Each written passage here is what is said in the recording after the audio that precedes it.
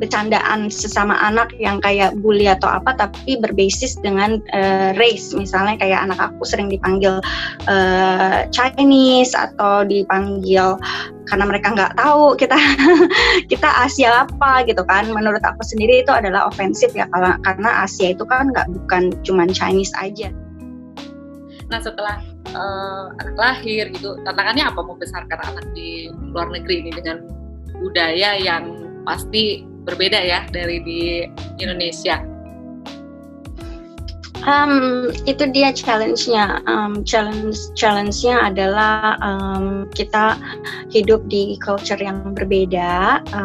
Tapi yang aku suka dengan London adalah aku ngerasa di sini perbedaan culture-nya itu bukan cuma sepihak sama orang Inggrisnya, tapi di sini itu melting pot dari culture yang banyak, dari Afrika, dari Arab, dari India gitu kan. Semua ibaratnya ada saying kalau London itu kota imigran. Jadi di sini itu justru banyak campuran dari budaya-budaya lain gitu kan.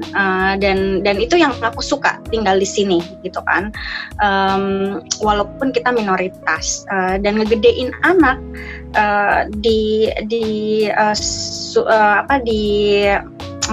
budaya luar, tapi budaya yang beragam gitu, nggak cuma satu. Buat aku itu adalah sesuatu keunggulan dan sesuatu yang aku pengen anak aku grow up with. Dia tahu kalau misalnya culture itu bukan cuma satu, culture itu banyak, dan culture dia itu adalah sebuah kekuatan, sebuah strength untuk untuk dia untuk bisa bangga, untuk merasa dia unik dan spesial gitu kan. Dan juga dia itu represent. Buat aku ngerasa kalau misalnya anak aku kadang-kadang challenge-nya adalah dari luar, karena nggak semua orang atau semua keluarga mungkin diajarkan untuk ibaratnya masih ada, misalnya ada beberapa tindakan yang kita bisa bilang racist gitu kan, atau bercandaan sesama anak yang kayak bully atau apa, tapi berbasis dengan race. Misalnya kayak anak aku sering dipanggil Chinese atau dipanggil karena mereka nggak tahu kita Asia apa gitu kan. Menurut aku sendiri itu adalah ofensif ya, karena Asia itu kan bukan cuman Chinese aja, tapi ada South Asian kayak kita, Asia Tenggara gitu kan, ada India gitu kan. Jadi kita nggak bisa di brush dengan satu race aja gitu.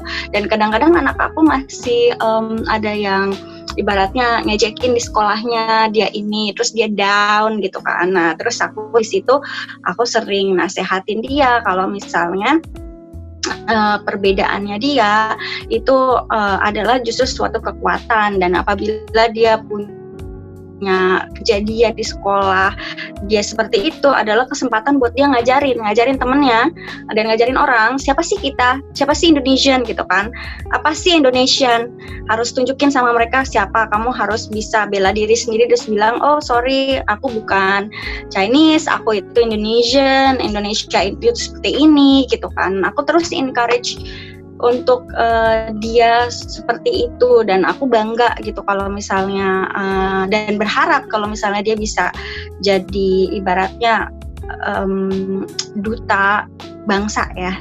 Maksudnya duta bangsa bukan perwakilan yang dipilih, tapi kayak kita semua termasuk aku, orang-orang rantau semuanya itu adalah mewakilkan Indonesia kan, memperwakilkan Indonesia untuk memperkenalkan culture kita ke orang luar kan.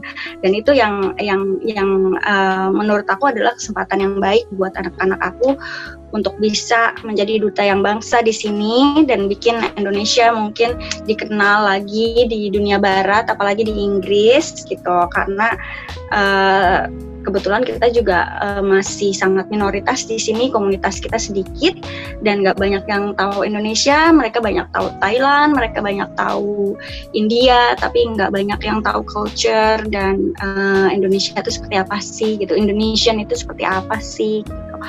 Jadi menurut aku banyak challenges dari segi culture untuk ngegedein anak di sini, tapi juga menurut aku itu adalah justru kesempatan buat kita untuk memperkenalkan budaya kita, memperkenalkan bangsa kita di sini gitu. Dan itu yang aku berusaha support anak-anak aku untuk bangga menjadi Indonesia.